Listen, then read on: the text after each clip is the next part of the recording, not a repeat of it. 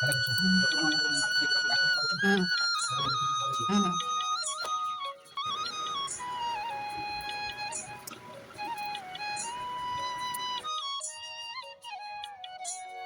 দেখো সংসারের কাজগুলো আমরা দুজনেই করে থাকি। যে যেরকমভাবে সময় পাই সেরকমভাবেই সংসারের কাজটা করে থাকি। কারণ সংসারটা হলো দুজনের। সারাদিন সংসারের জন্য দুজনেই প্রচণ্ড পরিশ্রম করি এবং দুজনেই সংসারের প্রত্যেকটা কাজে সমানভাবে হাত লাগাই। হ্যালো এভরিওয়ান, আমি তনিমা। আবার একটা নতুন মিনি ব্লগ নিয়ে তোমাদের কাছে চলে এসেছি। ফেসবুক থেকে যারা ভিডিওটা দেখছো তাদের অসংখ্য ধন্যবাদ। তোমরা আমাকে অন্যান্য ভিডিওগুলোতে যেরকমভাবে সাপোর্ট করছো এইরকমভাবে প্রত্যেকটা ভিডিওতে সাপোর্ট করো আর আমার পাশে থেকো। দেখো সকালবেলায় ঘরটা দেখো, আগের দিন রাত থেকে ভিডিওটা শুরু করেছিলাম। সোনাইয়ের বাবা বিছানাটা করে দিচ্ছে। যে সময় সোনাইয়ের বাবা বিছানাপত্র করছিল সেই সময় আমি কিচেনটা পুরো ক্লিন করা, শরবত ভেজানো, সমস্ত কিছু রেডি করে তারপরে গা হাত ধুয়ে তারপরে আসি আর কি। এবার যেদিনকার আমার তাড়াতাড়ি হয়ে যায় সেদিনকার আমি সমস্ত কাজবাজ করে নিই, তারপরে বিছানাটা করে নিই। সোনাইয়ের বাবা শুধু সোনাইয়ের বাবারটাই করে নেয়। এইরকমভাবে দুজনে কিন্তু যখন যার যেরকম সুযোগ হয় সেরকমভাবেই কাজগুলো করি। কেউ কিন্তু কোনো কাজ কারোর জন্য ফেলে রাখি না। দেখো সকালবেলায় ছাদে চলে এসেছি আর এই যে সুন্দর আমার জবাটা ফুটেছে আর এত সুন্দর লাগলো দেখে মনটা পুরো ভরে গেল। আর আকাশটা দেখছো কি সুন্দর নীল। দেখো এই যে বাগানে যে ফুলগুলো ফোটে এগুলো যে শুধু ভগবানের কাজে লাগে তাও কিন্তু নয়, ভগবানের কাজে তো লাগেই, তারপরেও আমাদের মনটা যে এত ভালো হয়ে যায়। মনটা যদি ভালো থাকে তুমি যে কোনো কিছুই খুব ভালোভাবে ঠান্ডা মাথায় করতে পারবে। আর এই যে দেখো বেগুনও হয়েছে গাছে, কুমড়ো গাছে কুমড়োর শাক বেশ ভালোই হয়েছে, তবে কুমড়ো একটাও তেমনভাবে ফলেনি। রঙ্গন গাছেও সুন্দর ফুল ধরেছে থোকা থোকা। যেটুকু কাছে থাকে যেটুকু চোখে ধরে সেইগুলো থেকেই মনটা ভালো করার চেষ্টা করি। সোনাইয়ের বাবাও দিকে গাছের ফুল টুলগুলো তুলছে আর আমি চটজল দিয়ে ঘরটা মুছে নিচ্ছি আর কি। তবে আজকে আর হাত দিয়ে মুছিনি, আজকে এই মপটা দিয়েই মুছছি। তো মোছামুছি মোটামুটি হয়ে গেলে তারপর সিঁড়িগুলো একটু জল দিয়ে ভালো করে আমি কী করি প্রত্যেক দিন ধুয়ে দিই। কারণ সিঁড়িগুলো দেখবে সবসময় হাঁটা চলা হয় তো একটু বালি বালি থাকে, ওগুলো সুন্দরভাবে ধুয়ে যায়। ধুয়ে উপরে চলে এসেছি। আজকে একটু মনটা খারাপ লাগছে, মেয়েটার একটু শরীরটা খারাপ। আগের দিন একটু বৃষ্টি হয়েছিল, মেয়ে একটু বৃষ্টিতে ভিজেছে। আর দেখো মেয়ে সকাল থেকেই মানে আগের দিন রাত থেকে একটু সর্দি ছিল, সকাল থেকে উঠেই ভালোই শরীরটা খারাপ আর কি। সেই জন্য সোনাইয়ের বাবা আজকে যাবে আবার বাড়ি, তো সেই জন্য সোনাইয়ের বাবা এখন বাড়িতে আছে। যতটা পারছি কেচে কুচে গুছিয়ে গাছিয়ে সমস্ত কাজ বাজ সেরে নেওয়ার চেষ্টা করছি। বাচ্চাদের যদি শরীরটা খারাপ হয় না, মায়েদের মনটা কখনোই স্থির থাকে না, অস্থির লাগে মনটা, কী করে তাড়াতাড়ি করে সারবে। আবার যেহেতু এক্সাম চলছে মনে তো একটা এক্সট্রা টেনশানই থাকে। আজকে কাচাকুচিটা অনেকটাই বেশি ছিল, সেইগুলো সমস্ত কিছু কেচে কুচে নিয়ে এখন এই যে সুন্দর করে মিলে দিচ্ছি। সোনার বাবা বলছিল এই পাশে দড়িটায় দাও, আমি বললাম না না এখানে দড়িটায় ভালো রোদ আসে, শুকিয়ে যাবে তাড়াতাড়ি। সোনার বাবাকে বললাম তুমি তাহলে ক্লিপগুলো লাগিয়ে দাও, তাহলে দুজনে হাতে হাতে কাজগুলো করলে না তাড়াতাড়ি করে হয়ে যাবে কাজগুলো। আমি এদিকে মিলে দিচ্ছি আর সোনার বাবা ওদিকে তাড়াতাড়ি করে ক্লিপগুলো লাগিয়ে দিচ্ছে। আর আগের দিন তো দেখলেই তোমরা ছাদটাকে পুরো ক্লিন করেছি, এত সুন্দর লাগছে দেখো, ছাদটা পুরো সুন্দর লাগছে, একদম পরিষ্কার পরিচ্ছন্ন। জল দিয়ে আগের দিনও কিছুটা ধুয়েও দিয়েছিলাম, আজকে আবার সকালবেলায় চারিদিকে যে জল টল ছড়ানো এগুলো ছড়িয়েও দিয়েছি। সোনার বাবা বললো তুলসী থানটা আমি কিছুটা ধুয়ে দিচ্ছি, তবে নিচটা ধুয়ে দিচ্ছি, তুমি স্নান করে ভালো করে উপরটা ধুয়ে দেবে। আমি বললাম ঠিক আছে তাই করো। সকালবেলায় মেয়ে উঠে পড়েছে, মেয়েকে একটু নুন চিনির জল করে দিলাম, কারণ প্রচণ্ড সর্দি, নাক থেকে কাঁচা জল ঝরছে তো, ওই জন্য ওকে বললাম তুই প্রত্যেকদিনই শরবত দিই তোমরা তো জানো, একটু নুন চিনির জল ভালো করে দিলাম আর কি। দিয়ে ওকে আমার বসে আছে, চাটা করবো গিয়ে, তারপরে চা দেবো। আর এদিকে গাছে বেশ সুন্দর ফুলও ফুটেছে, ওদিকে কটা জবা কলকে এগুলো ফুটেছে। তো সোনার বাবা এখন এই যে ওপর আগের দিনে সে যেগুলো রাখা ছিল জিনিসপত্রগুলো ছাদে পরিষ্কার করেছিলাম, তো 3 প্লাস্টিক সেই ছাদের কাঁচানো নোংরাগুলো সোনার বাবা ফেলে দিয়ে আসলো আজকে। যেহেতু জামা কাপড়টা ছেড়েছি তাই আর কি একটু ধূপ জ্বেলে রান্নাঘরে একটু ঠাকুর প্রণাম করে ধূপটা দিয়ে দিলাম। তো আজ সকালে কিন্তু আমি এখনও পূজা টুজা করিনি, কারণ এই যে সোনার বাবা বেরোবে তো তো একটু তাড়াহুড়োই আছে। এখন উপর থেকে এসেই আগে লিকার চা বসিয়ে দিলাম আদা দিয়ে, যেহেতু মেয়েরও সর্দি করেছে, তো ভালোই সর্দি রয়েছে আর কি, একটু আদা চা করে দিলে শরীরটা ভালো লাগবে। তো মেয়েরও শরীরটা মানে খুব একটা ভালো নেই, পরের দিন আবার এক্সাম আছে। আর সোনার বাবাকে আর সোনাইকে দিয়ে দিলাম আর বললাম যে বিস্কিট তো বারণ, তো তুমি বিস্কিটের প্যাকেট এনে দাও। আর কারণ হচ্ছে পাড়ার দোকান সবসময় খোলে না, মেয়েকে পাঠালেও দেখবো যে দোকান বন্ধ, অনেক সময় বন্ধই থাকে। তো ওই জন্য সোনাইয়ের বাবা আবার একটু দূরে একটা দোকান আছে, ওখান থেকে আবার বিস্কিট আনবার জন্য গেল। আর আমি ততক্ষণে আবার অন্য কাজগুলো সারছি।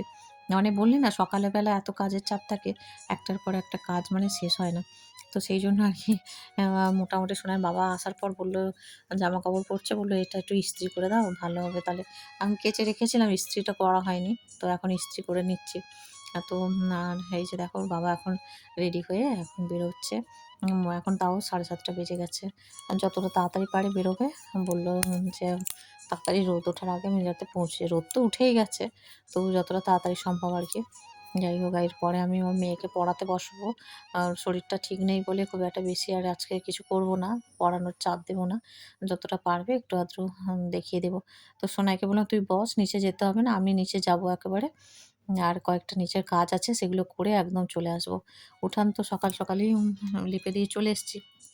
তো নিচে গিয়ে একটু পাম্পটা চালিয়েও নিলাম, আর একটু কুমড়ো শাকও কাটবো। আজকের কুমড়ো শাকের তরকারি করে দেবো মেয়েকে, কাঁঠালের দানা দিয়ে, আলু বেগুন দিয়ে। উঠানের গাছে এখন বেগুনও আছে, ভালোই বেগুন হচ্ছে এখন, মোটামুটি 3-4টে করে হচ্ছে, তাই আর কি একটু বেগুন দিয়ে আলু দিয়ে, এই যে দেখো টাটকা টাটকা কুমড়ো শাকের তরকারি, খেলে মুখটাও ছাড়বে। তো ওই জন্য নিয়ে এলাম। তো মেয়ে একটু খেলোই না জানো তরকারি হওয়ার পর। যাই হোক, এখন এই যে একটু চা নিয়ে বসলাম, তখন তাড়াহুড়োতে আর চাও খাওয়া হয়নি। একটু গরম করে নিলাম আর দুটো বিস্কিট নিয়ে বসলাম। আর এদিকে কুমড়ো শাকটা দেখো নিয়ে এসেছি, কেটে একেবারে তরকারি বসিয়ে দেবো। মেয়েকে বললাম, তুই ওখানে বস, একটু পড় তুই তোর মতো, আমি আবার পরে এসে পড়াচ্ছি। আর সোনার বাবা আগের দিন সে পানিহাটি গিয়েছিল, তো ওখানে দেখো এই যে গঙ্গার এখানে দেখো সে সুন্দর ঘাট করা, ওখানে বেশ এরকম সুন্দর ভিডিও করে এনেছে, দেখে এত ভালো লাগছে, কত পায়রা। সোনার বাবার অনেক দিনের ইচ্ছা ছিল যে যাওয়ার, আগের বছরও ঝুঁকেছিল কিন্তু যাওয়া হয়নি। তো ভগবান যখন চাইবেন তখনই সেখানে তুমি যেতে পারবে, তার আগে কখনোই সম্ভব হয় না আর কি। যাই হোক, এবারে সেই আশাটা পূরণ হয়েছে। তো দেখো একেবারে স্নান করে এখন চলে এলাম ছাদে, একবার এক বালতি কেচে কুচে নিয়ে। আর এই আগেরগুলো কিছুটা শুকনো হয়ে গেছে, ওগুলো তুলে নেব। আর এখন কিন্তু প্রায় 9টা 9:30 9টা মতো বাজে। সোনাইকে বললাম, ভাত করে নিয়েছি, ভাত আলু সেদ্ধ ডিম সেদ্ধ এগুলো করেছি। মেয়েকে বললাম যে তুই তাহলে এখন খা। বললো যে না মা, আমি এখন খাবো না, তুমি পূজা দিয়ে এসো তারপরে খাবো। আর ওর শরীরটা খুব একটা ভালো নেই বলে খেতেও চাইছে না। সকালে 2টো বিস্কিট খেয়েছে আর চা খেয়েছে। আমি বললাম যে এখন 9:30 বাজতে যায়, আর তুই তুই খেতে থাক, আমি আসছি। বললো না, তুমি এসো তারপরে খাবো। তো এখন দেখো এইগুলো আবার কেচেছি স্নান করার সময়। কয়েকটা সোনার জামা কাপড় ছাড়িয়ে দিয়েছিলাম, সো সেগুলো কেচে কুচে মিলে টিলে দিয়ে। আর এই যে দেখো ফুল আজকে অনেক হয়েছে, কলকে ফুল হয়েছে, ওপরে ওই জবা এগুলো। তো ভালোই ফুল হয়েছে এখন, আর এই গরমের তো এই ফুলগুলো ভালোই হয়। কি বলো, তুই সকাল সকাল যদি গোপাল সোনা রাধারানীকে স্নান করিয়ে দিতে পারি না, মনটা একটা আলাদা তৃপ্তি হয়। কারণ এই গরমের সময় দেখো, আমাদেরও গরমের সময় যেমন বেলায় স্নান করলে যেন কষ্ট হয় আর কি, তো সেরকম গোপাল সোনাদেরও স্নান না করাতে পারলে না আমার যেন মনটা কিরম একটা লাগে, যে এখনও স্নান করাতে পারলাম না। তো এই যে গোপাল সোনা রাধারানীকে স্নান করিয়ে জামা কাপড় পরিয়ে দিলাম। আর আমার ছোটো গোপাল সোনাকে এই যে দেখো এখানে একটু দোলনা চড়িয়ে দিলাম, আর সাজুগুজু করিয়ে দিয়েছি, তাতে একটু দোলও দিয়ে দিলাম। আর ভোগ ওদিকে নিবেদনও হয়ে গেছে।